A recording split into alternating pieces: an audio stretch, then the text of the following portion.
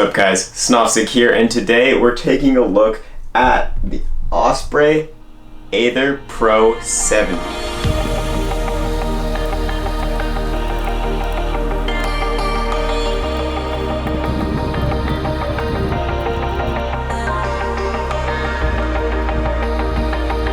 So, this is a pack I just picked up.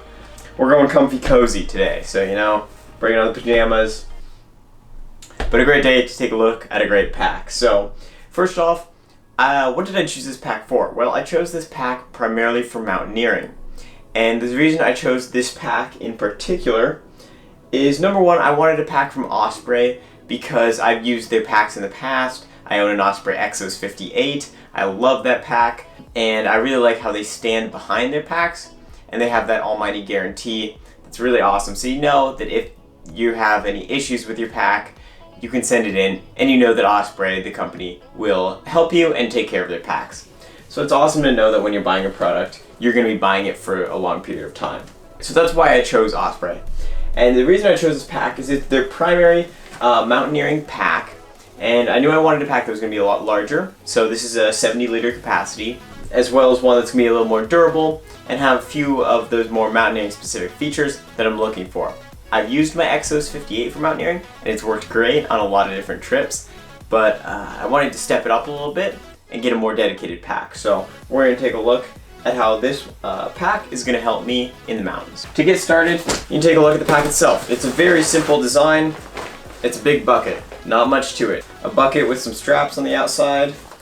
You've got these rear straps. You've got two loops for ice axe attachments.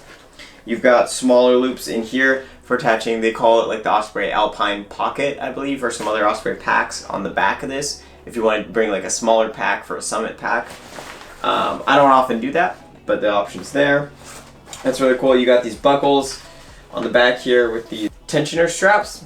Very easy to use and offers a lot of leeway on what you can strap onto the back here, whether that's going to be like a shovel for avalanche stuff, building snow camps, whether that's going to be like a sleeping pad, really whatever. You can strap stuff on, super handy. You've got some very robust sleeping pad loops down here that I really like.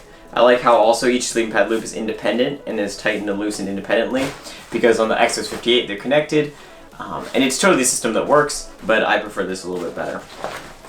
On the bottom you've got some nice reinforcement, very strong, very durable bottom, and the whole thing is made to be very durable.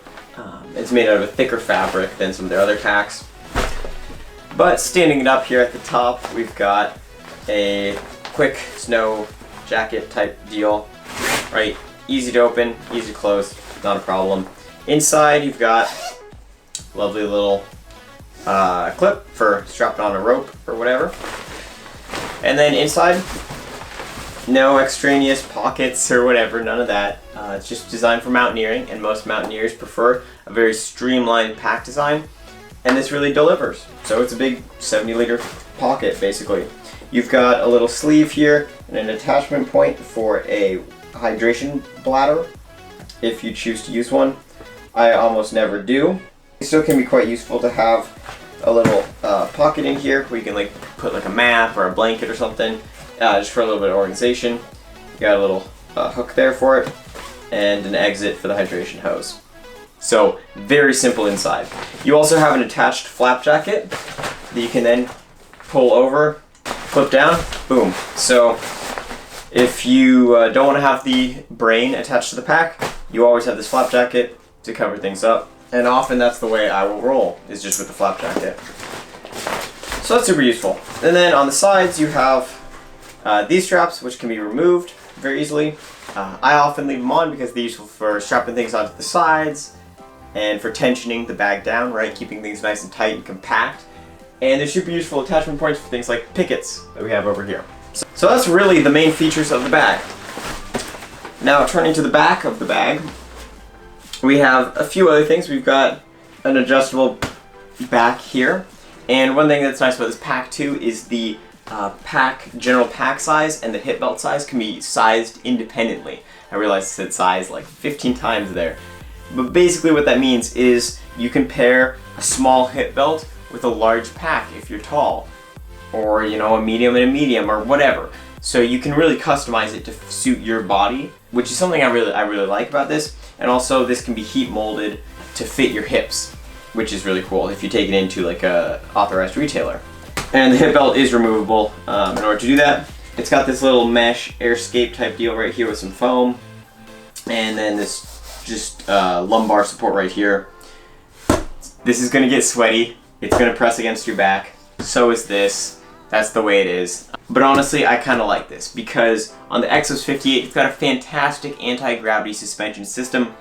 And I've heard some people argue for the anti-gravity suspension system on this Aether Pro 70. But I am actually quite glad that they did not put that suspension system on here. Even though it's a fantastic method of suspension, and it really helps keep the pack off your back, provide some airflow, all of that, I like that this one rides right on your back because that keeps the center of gravity very close to you, and it's not going to be jostling around. So if you're doing stuff on snow slopes, if you need to self-arrest, if you're doing any sort of like scrambling or whatever, this pack will keep the weight close to your back, which makes it a lot easier to control, especially when there isn't another system in there that's letting the weight bounce and move a lot more. That can throw you off balance and make things kind of difficult, and that's one of my complaints about the Exos 58 in terms of its use for mountaineering, scrambling stuff. And so I'm very glad that they went for a simpler design on this one, and I do appreciate the effort to add that breathability, but at the same time, it's not going to be super breathable. But I think for me, that's okay. And really, I have not had any comfort issues. Shoulder straps nicely padded throughout. They have a sternum strap with a whistle. They got this Stow on the Go trekking pole attachment thing. I'd never really use it, but it's there if you want it. Everything is of course adjustable in typical Osprey fashion. Yeah, so that's really the front. And then you have of course the hip belt, large buckle in the front. Very nice tensioning system. I really like that. And you'll notice that on this side I have a pocket attached, and on this side I don't. And that's because one of the main features of this bag is the attachable and detachable pockets and brain. So like many Osprey packs, of course the brain does come off, adds a few ounces of weight and a couple liters of storage if you choose to use it. This is a very simple brain. Some of them have like a pocket down here. This one doesn't.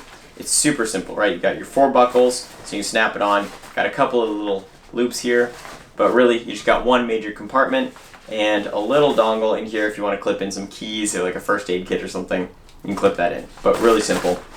And I often use that for like gear storage just inside the pack, but you can always attach it on top too. And then it also comes with 2 detachable pockets that you can throw on the hip belts. So the one of them is this guy, which is a little drawstring hip belt pack, which I've never really seen before. I would probably use this for like a water bottle or some snacks. And it is just a basic pocket you can attach on. You can cinch it up. You can open her up. It's a drawstring pouch, not hard. Then the other one that I have attached here, I use this for my camera. It's a zippered pouch. You can also use it to store a map, compass, headlamp, whatever. Super useful to have. And then it's got this trekking pole attachment that you can also like clip carabiners onto or whatever. So that's a very handy feature. So would I recommend this pack? I personally would. And there's a few reasons for that. I think that in terms of like mountaineering lineup and stuff, if you are a big fan of Osprey as a company, this is the best pack you're going to get for mountaineering out of the Osprey lineup. Especially if you're going to be going on bigger trips, right? Looking at bigger objectives. They do have the Mutant series, but that's generally for shorter climbing trips. But if you're going to be doing long trips in the mountains, I think this is a great pack that's going to serve you well. It is certainly pricey, and I did buy this on sale, and so I would definitely look into shopping around, maybe getting it on sale, maybe looking at used options, which I think all of which are great options since Osprey stands behind their packs. So even if you buy a used pack and it maybe isn't in the best quality that you thought, you can always talk to Osprey, and odds are they'll be able to help you out and hook you up with a great pack or any repairs that might be needed. So I would definitely look into it if you're interested in this sort of mountaineering, expedition type climbing stuff. I think this is a great option, and so far I've enjoyed using it. Thanks for watching, guys. I hope you enjoyed this video. If you did, consider leaving a like, subscribing if you want to see more content like this, and leave a comment if you have something to say. Thanks for watching, guys, and I will catch you in the next one. Peace.